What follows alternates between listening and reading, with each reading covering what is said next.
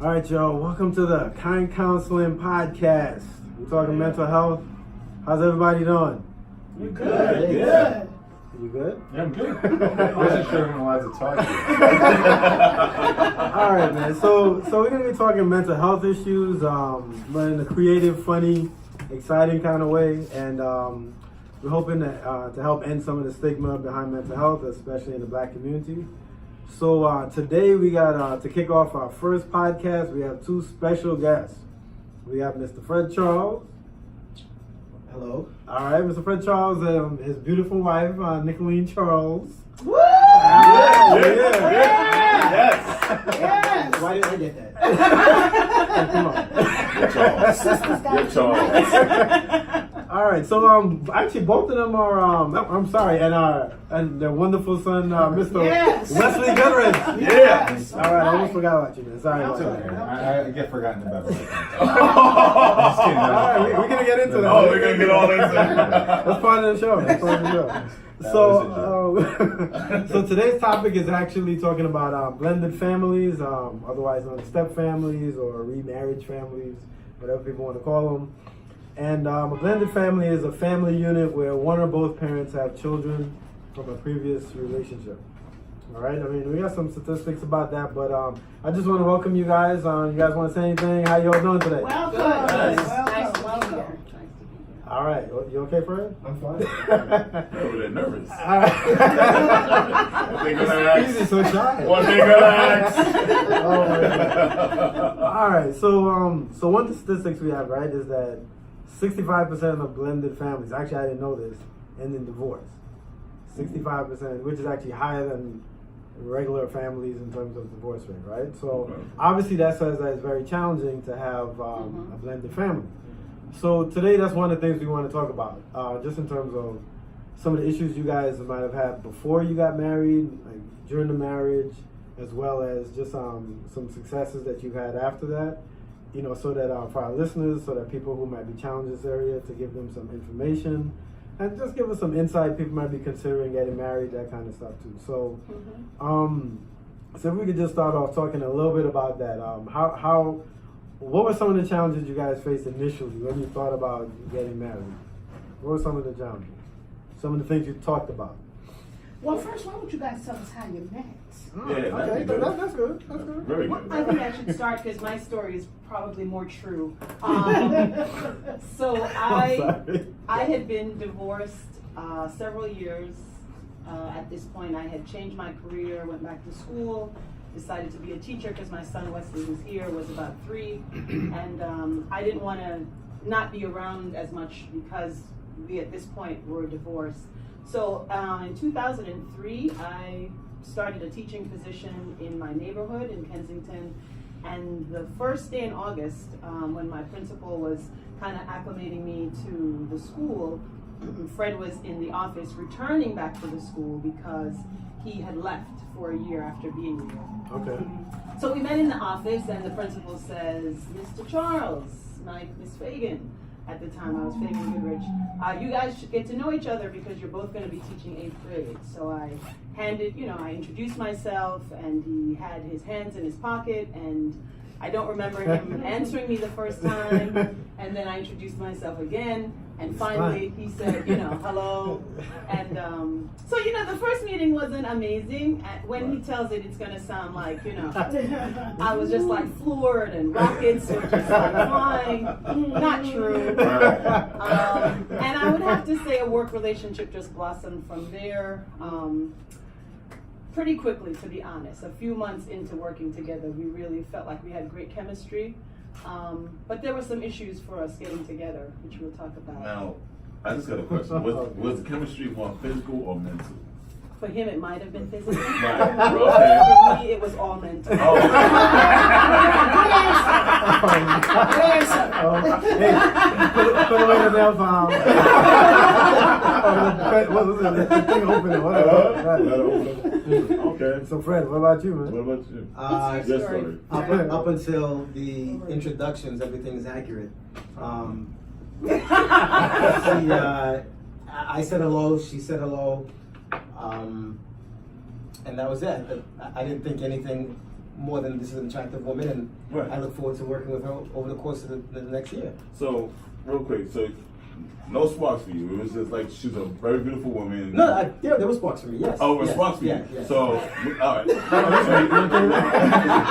are we talking about? No. There were sparks. There was sparks, Yeah. but as most guys think, did you think she already was like married or had a man, or you just? I didn't You even think care. about that. Okay. He didn't care. He didn't care. Yeah, right. But I didn't have a ring on my Right, hand. okay, so, okay. I didn't have a ring on. You know? Okay, so it just. Yes. Oh, that's cool. That's cool.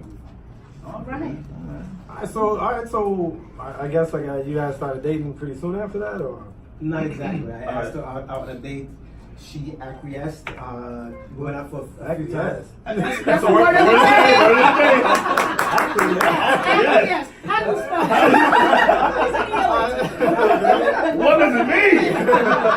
Exactly. I guess she said yes. The yes is in the eye. That's what it is. Okay, she said yes. This is why we need Fred here. This is exactly why we need you, Fred. Okay, educator. So we went out a few times, and then she didn't want to go further than where we were. She just wanted to be friends. Right.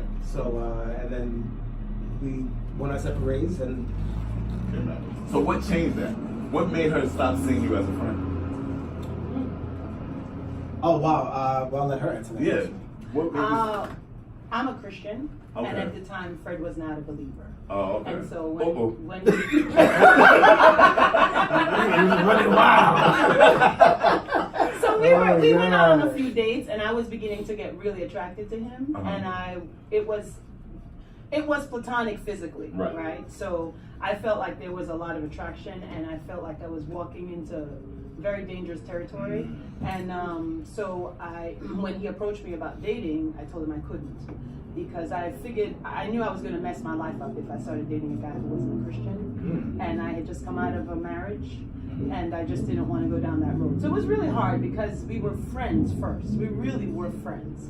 And I really enjoyed his company. The chemistry was amazing. We never stopped talking for 13 years. We talk all the time, everywhere, in a paper bag. And so I knew I was going to lose all of that, you know. Because I think he started dating right away. After that conversation, I'm like, Another one bites the dust. And another one. I think he said it helped him to get over me. Oh, wow. So, Okay, so the friendship was different, you know, because at that point I had said no, and he was dating, and it was awkward. Right, You know, so right. the friendship took a hit. Okay, so the Yeah. friendship took a hit. Yeah. So now I need to know how you brought this man to the Lord. Oh, God. Because y'all together, it's the Christian now. So you brought him to the Lord. He was like, you know what? How did you bring this man to the Lord? Well, I mean, she didn't do anything Okay. in particular. Right. I grew up a Catholic, Okay. and after going away to college, I stopped going to church pretty much altogether. Right. And by the time I started working, and after meeting Nicholine, there was a desire for me to go back to church. So I started going to the Catholic church in my neighborhood, but I was also visiting her church, and going back and forth. And eventually, I felt the need to settle down with one institution, and the rest is history. Okay. So at what point from there did you all realize, okay, this is going to be for the long haul? And at what point did you meet her son? Well, I met Wesley very soon after meeting her. Which is Because we worked together. yes. Right. So he Okay, was so by it the was- school. Right, So he was by the yeah. school at the time. Okay. But never an introduction. Right, like, oh, this is my man. Yeah. Future Man. father. Right. When did that happen for you guys? A formal introduction, With, okay. I think this podcast.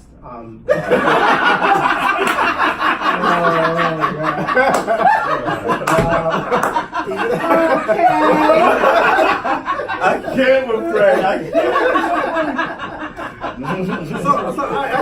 So what? So for you, right? Okay. You Yeah, know, you tell us, Wes. Yeah, When what was do you that like for remember you? first meeting Fred? He's my height, Mom. I mean, I feel like. Wow. Like, yes, I got a friend. I got a friend. That's good. Oh. No, I think. I mean, it sounds weird, but I didn't know like anything was going on. I just assumed this man was just coming to the house. I was like, oh, this guy is just coming to the house. Right. I guess they're friends, whatever. But I was like 7, and all I'm interested in is like Spider-Man or whatever. So I was like, oh, yeah, I guess this guy's just coming out. I think I met him when I was like 5 or 6, and then I think Fred was doing this sneaky thing of like, oh, I found this Batman toy in my car.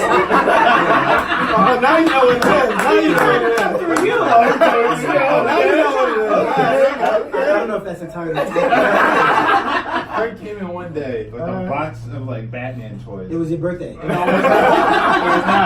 I see y'all having zombies here. Yeah, box of Batman toys, and he was just like, "Oh yeah, I bought these on eBay. These are all Batman toys." And also like, and so I was like, "Oh, this is awesome, thanks, Fred." And then but I didn't realize that anything was happening until like Mom like sat me down. I was like, "Oh yeah, I'm getting married." I'm like, "To who?" And that was important. Like, Right. I had really never dated since my divorce, and I didn't want to bring anybody into Wesley's life unless I felt like this was something serious. Right. So we had done things, eaten together, but we never made it anything like da-da-dum, Right. because he's my son, Right.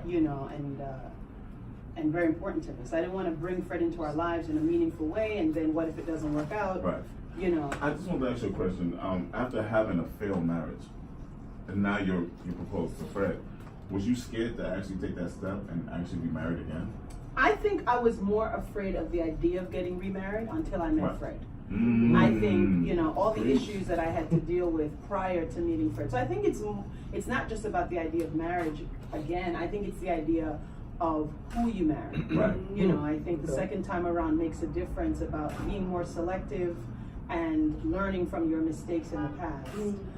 So I was terrified about the idea of remarrying, but when I met Fred, I have to say the closer we got, the less afraid I was to be with him, the person.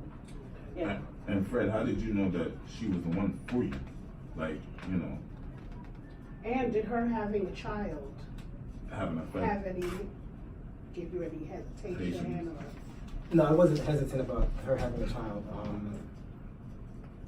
I had dated women before who had children, so I had had that experience. And how did I know that she was the one? I don't know. I don't remember any one particular day, but it wasn't too long before I just knew. Like, you have a set criteria of what you're looking for in a spouse, and she pretty much hit most of them. And that was Which enough. ones for me. didn't I hit? He'll tell you that later. I also want to say something about Fred, and I don't know if he meant it at the time or he was just like saying this for effect, but he always said, if your son doesn't like me, we can't do this. Wow. And he'd always say, if your son doesn't like me, we can't do this. Because the relationship with he and Fred were rocky at times because he was young. And I think Wesley didn't know how to express that he felt like Fred was moving in. And there were times Fred did things and Wesley's response wasn't really enthusiastic. And Fred would be like, man, your kid doesn't like me. And if he doesn't like me, we can't move forward. That's real power I had. Hence the Batman toy. I remember once Fred. I remember this was probably a year before Mom told me that she was gonna marry Fred. They had some kind of comic book thing where Captain America died or whatever. And Fred was like, hey, I know this comic store that has like comics or whatever, and I'd never been to a comic store. So I was like, oh, great. He takes me there and he goes, and this is the comic where Captain America died. And I was like, oh, that's great. And he's like, the next time we come here, I'll get you all of these comics. He was alluding. It's like, the next time we come here, I'll get you all of these comics. He was going to be around. I'm going to be around. That's why he said next time. But he did show a lot of interest in Wesley, for Wesley himself. Right. And he did try to connect with him on the basis of what Wesley liked. Right. And he never tried to replace his dad, which is really important because Wesley has a very strong relationship with his father and they connect on other things. And I never felt that Fred came in and tried to be everything. You Right. know, they share other things that he and his dad don't share. Right. Their love of theater, their love of the arts, Right. their love of comic books. So I feel like Fred came in and we together, some way, not even directly, but we had an understanding, you're not going to be Wesley's father. You're going to be an authority figure, you're going to be my husband, you're going to be his friend, but we're not going to tell him he has to call you dad. Right. You know, because you are another dad to him. We tried Uncle Daddy for a while.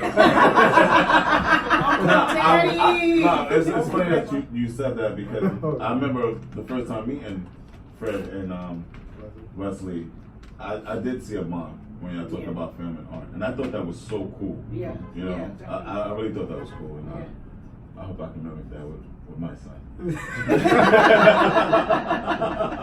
You will. I hope so. Like, get out of here, Dad. I don't want to be a Jew. But it's cool. I thought that was cool. Really cool. So all right, so you guys, you get married, you move in. Right. What are some of the I guess, I mean, obviously you get, you know, like challenges around discipline and, you know, how to deal with conflict and that kind of stuff. So what were some of the challenges you guys had when, you know, you finally moved in together after you got married, you know, and the family actually blended? What were some of the challenges that you faced? Were there any challenges? Oh, okay. Oh yeah, for sure. Yeah, you know, Fred and I are not fighters like brawlers, Right. but we can be very silent. And so there were, I think the first couple of years was challenging in the area of discipline, right? Because I'm very protective of Wesley, and in the back of your mind, you're always wondering, and I don't think I knew this until we had our 11-year-old daughter. You're always wondering, would he do that if that was his? Would he have said that if it was his? Okay. Would he be this strict if it was his? If you know, and in the back of my mind, because we had Elizabeth pretty quickly after we got married, so I was able to begin to compare, you know, would he have rebuked him that quickly if it was his daughter or his son? So that was a challenge for me. Wow. And but I don't think we ever took sides in front of Wesley, because Wesley would always say, "You're going to agree with Fred anyway, right? Remember? You're going to agree with him anyway," which is great that your kid is saying that. Right. But I was always stressed about, you know, would Fred really be like this with his? I remember I'll just say one thing, then you can talk, babe. Wesley was in junior high school. This is pretty typical. And Wesley is a very talented artist, and he was also trying to graduate from middle school. And he had 2 letters at home that said he was in jeopardy of failing and not graduating. And at the same time, he's at NYU Steinhardt School, which is amazing for a middle school kid to be in this production with NYU. Anyway, Fred and I sat down, and Fred says, we got to pull him out of the production, because if not, he's going to fail middle school. And I am torn. I'm tortured. You remember? I mean, I'm tortured. We're not sleeping. We're talking. And finally, he tells Wesley, you know, like, you're going to tell Wesley this. And he tells Wesley, and I think you stopped talking to him for how long? Like a day? I can't. Okay. You did. You were very upset. But I had to stand with Fred on that. And that was very challenging for us, because you're always double checking yourself. Is he doing this because he just wants to be a jerk to my kid, or because he's really trying to be a father figure to my kid? And now he's graduating from college, so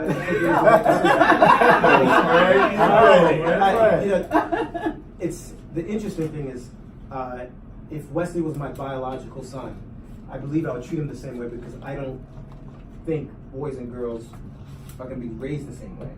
You know, I have certain expectations of boys, and boys to be certain ways that I'm not going to expect of my daughter. Right. So it's unfortunately, there's no way for me to prove it unless we have another baby. I can vouch for him. I think he's been fair. Wesley, what do you think?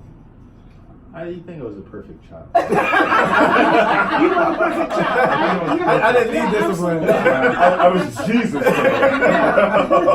I mean, I don't think I ever felt like, I've heard like horror stories since I've become an adult about people and their step parents, about like their stepfather like hitting them and not hitting their biological kids, or like their stepfather like putting them out of the house because the mother is like essentially like, like, what am I gonna do? This is the guy who owns the house. I've never felt like that before.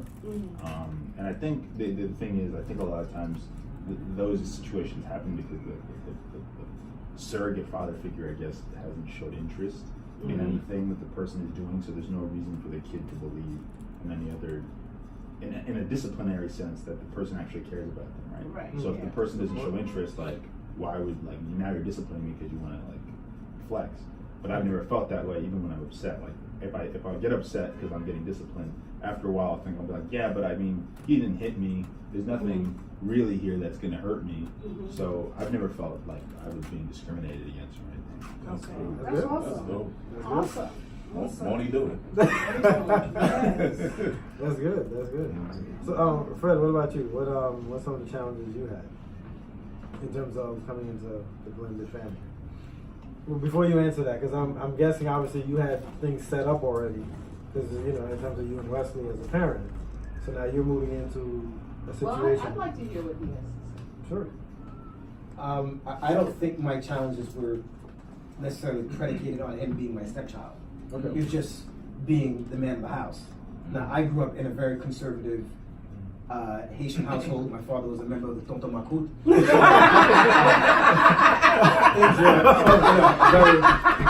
Okay, and then friend Was he a journal?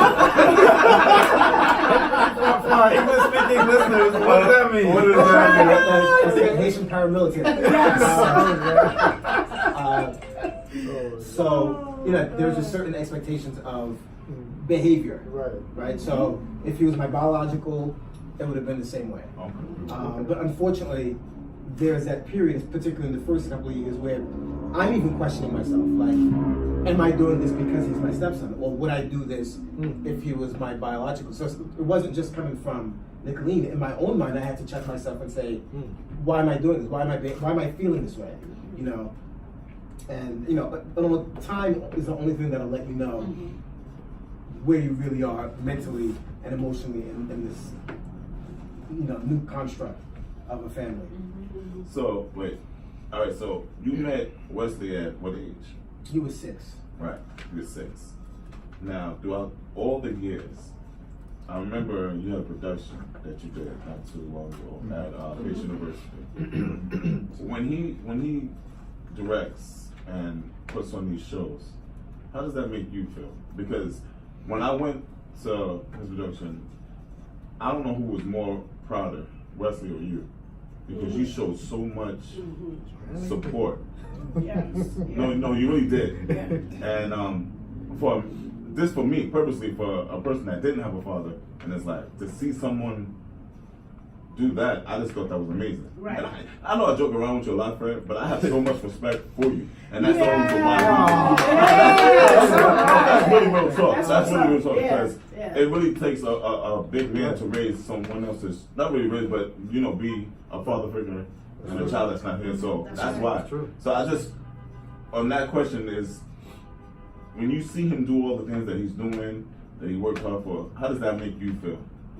I mean, it's just a lot of pride. Right. Just like to see it unfold. Right. His first real foray into theater was with me. Right. We did a play, and I was his father. We did Raising the Sun. Right. And just circumstances, he actually played Travis because I needed somebody, because the guy who was playing it quit. Right. And then from there, Wesley really got into the theater world, and that theater world is not necessarily my thing because I didn't grow up that way. I wasn't trained, or I just happened to like it. But he, was able to have opportunities after opportunity to act and travel and work and meet different people and win different awards. So to see these accomplishments every year, or however often they happen, it's really a great sense of pride. Yeah. Well, you can definitely see the bond between you guys, and you can definitely tell that you love Wesley like your own. That's evident. That's evident. And it's also proof, I think, that a child doesn't have to biologically be yours for you to love them like your own. That's commendable. So hats off. All right. Charles. So now one of the big issues that I hear in my practice is that the biological father and the stepfather having that clash or stepmother, right, you know, just around setting rules or don't discipline my kid or Yeah. what was that adjustment like for in terms of just you know, you and his biological father, like what was that like? Well, for starters, we're going out tonight. Me and Are you? Oh God! Yeah, for their anniversary. three of us. Awesome. Oh God! This is what we do. This is what we do. That's Awesome. And this is why she loves him so much. You know, he and I never had a conversation about me disciplining his son. okay. I think he's respected the boundaries of what happens in my house happens in my house, Right. and if there's anything that needs to be addressed, he'd probably do it through Nicholine Right. and not approach me because he really has no idea what's happening in the house Right. unless Wesley goes back and tells him something. Right. And thank God there hasn't really been an issue, at least not to my knowledge, Right. that's been addressed with Wesley and his dad. So yeah, that's it. It's really a matter of he's pretty much respected the boundaries.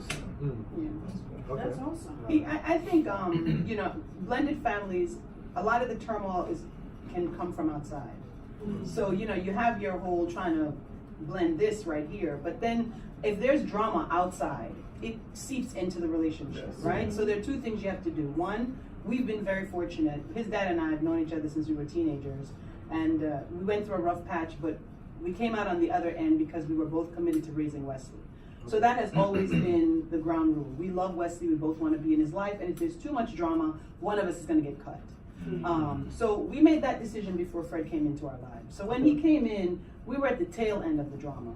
And so, you know, his father has always been committed to being in his life on whatever the terms that they have. But I thank God we haven't had a lot of, it hasn't been great every day. We have conflicts, we have different ways of seeing things. But we're all committed to raising Wesley. So, you know, I think his father and I have set that tone because his father has his own family now. Right. So the tone is we're all committed to raising Wesley. It's not easy every day. There have been conflicts, but Fred is right. Most of the time that it kind of comes through me, or if it, you know, the other way, it goes through him. We don't really involve the two other parents in drama.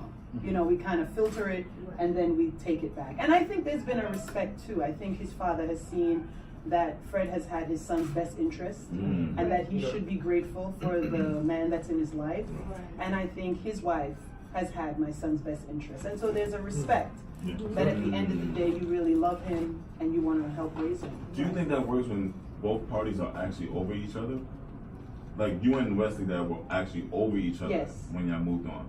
Like, say if you wasn't over him or he wasn't over you, you think the drama I think there's would... potential for drama. Right. And I Okay. think if the kid is really small, there's drama. Right. You know, Okay. if Wesley was 3, maybe it wouldn't have worked. Right. It's so fresh. You know, I think if it's fresh and if you're using the kid to get the person back, then, and if you're using another person to get the person back, you know. Yeah. So yeah, I think if there's drama, it's not gonna work, or Fred's self-respect would have Right. been compromised, Right. right? But, you know, I mean, I don't want to take God out of the equation. Okay. Even the fact of him being in the play with Fred, that was a God thing. That was a way that the Lord saw to kind of put these guys together in that way. You know, like, you have this, you Right. have this. It wasn't because we were so brilliant. You know, God has designed many opportunities for Fred and Wesley to bond that had nothing to do with me. They've been in plays in the church, they've been in ministries together that I have completely not been a part of. So I think blended families have to find points of connection between the stepdad and the children that's not his, or between the mom and his children. You have to work intentionally to find points of connection that have nothing to do with the other person. They do things that I have nothing to do with, and that's Right. important. Yeah. Ongoing, not just to get married, but ongoing for the, you know, they go to the movies, I don't go to the movies with them. They do drama, I couldn't care less, I'm not interested. But Fred intentionally finds things to connect with Wesley, and Wesley now, because he's an adult, does the same. You know, so it's an ongoing work. It's Right. not just the work to get married. Right. You know, it's ongoing. You know. So if you were talking to a couple that was considering getting married and they had a blended family, what are some of the things that you would tell them to consider, like just in terms of heading in that direction in terms of marriage? Well, I would say don't expect premature results. It's a work in progress. Okay. It's not going to be perfect the first year. Mm. Don't expect a pretty picture. It can be very messy. I'm sure the conversations Wesley and I have had about his frustration in the situation. It's been 16 years now. Maybe I can't remember them because I thank God we've had more good than bad. But don't expect a pretty picture day one. Right. It's Okay. tension. It's tense. It's uncomfortable. There's a new person in your life, and they're going to be part of the discipline. So I would say give it time, be patient, and be intentional about your relationship with the stepchildren. Okay. All right. Fred? I would echo the same thing. Definitely want to have a relationship that's independent of the spouse. Yeah. So if the father is bringing in his child to this new relationship, the stepmom should really have a relationship with that child or those children independent of the father, because then it becomes more genuine. If the relationship is predicated on that third person, then it's really not real. It's just a matter of time before it really breaks apart, because it's not standing on its own too. It needs that third person to exist. Okay. All right. And what about you, Wesley? What would you say to the children, blended family, as far as? Well, I think if the person seems to genuinely care and is trying, and that'll take some time to suss out, I guess. I think if the person is trying and they're genuinely trying to do right by you, even if it's not your blood relative, I think you got to give the person a chance. You know what I mean? I think a lot of times it's tough because you don't want to. If the original parent is in your life, you're like, oh, I don't want to betray that person. If the person isn't in your life, it's like, well, the other one left me. Like, what are you even doing here? And I think in either case, I have people in my life who have been in both cases. You've got to give the person a chance. You know what I mean? If you're not giving the person a chance, then nothing is going to happen, and you're going to be upset because you're like, well, nothing happened. Well, you didn't give them a chance. And I think, so I think that's all you can do. And if the person turns out to be a good person, which I hope is the case, then you'll have another relationship that only make you a better person. So for you, what's that like? I mean, it's almost like you have three parents in a sense, right? Yes, two dads. Yeah, four. There's two dads. Four, I'm sorry, four. I'm sorry, four parents. I'm sorry. Say wow. So what's that like having, I guess, twice as many parents as that? I don't know how to clean that up. When none of them show up to a function, I'm like,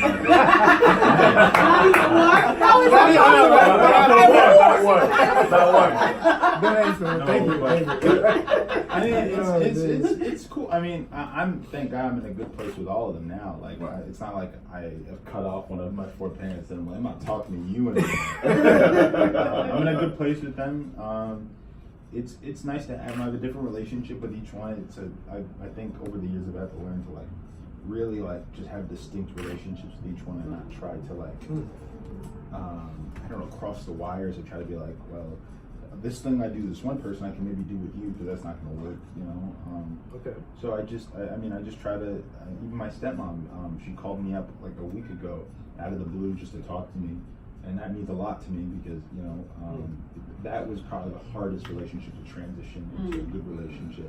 So the fact that she knows that I just like to talk, so she'll just call me up and talk to me is a good thing. So I think just having the time to kind of grow those relationships is good. That's good. Yeah. That's good. You guys want to add anything else before we wrap up? You guys didn't tell me your stepmother called you. She just called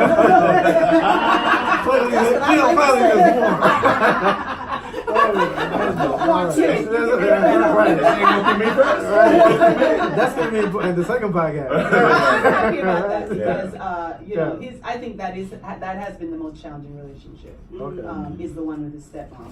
Yeah, but we really are.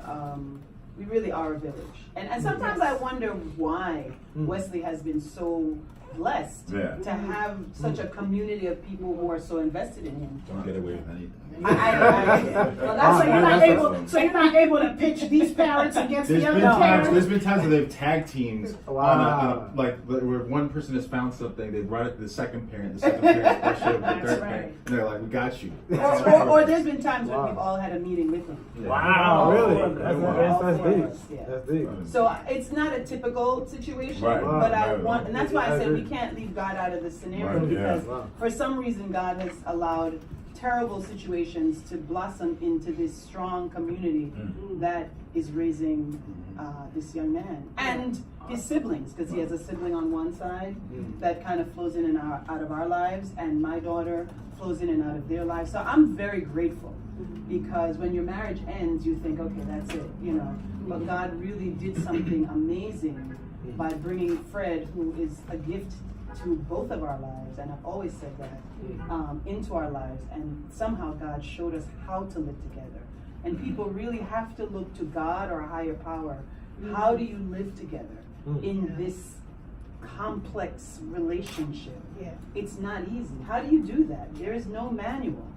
So I have to thank God for doing that, for just showing us how to live, and sense of laughter. Yeah. Gets you through a lot. Yeah, Yes. you guys have a lot of laughter going on. Laughter gets us through a lot. Definitely the exception. Wow. Okay. Hey, listen, I mean, I think you guys are definitely a great example of how blended families can work. It's part of why we asked you guys on here. Do you guys ever speak to like single parents or I guess I don't know. Yes. You do. All right. I do. Yeah. Okay. I right now I lead a single parent ministry in my church. Okay. All right. So some of your experiences here. For sure. Okay. Yeah. Well, I was a single mom for almost 10 years, so All right. my Okay. experiences from that I draw on. Okay. Yeah. All right. You want to share a little bit about that, or Being a single parent? or We can do that for the next podcast. Yeah. next podcast? All right. I think that's a great topic, honestly. Yeah. Single parents, and I have women I can tap because there's a whole nother type of stress dealing with that. Mm. Yeah. All right. Just give me an idea. Thank you. Yeah. All right. And there's lots of women I know. Okay. All right. All right. But I would like to say being a Yeah. single parent in a marriage is tough too, right? Because you're like, what are you telling me? Why do you have so much control of my life? Like, I was in charge for so long, Right. Where's my money? Things like that. That's a big adjustment. That's a big adjustment. Big Wow. adjustment, yeah. Wow. Yeah. So listen, we're gonna wrap up today. We just want to thank you guys for coming in. Thanks We for appreciate having all the us. knowledge, all the insight that you guys gave us. So y'all tune in next time for the next Kind Counseling podcast. Yeah. All right. All right. Yeah. All right. All right.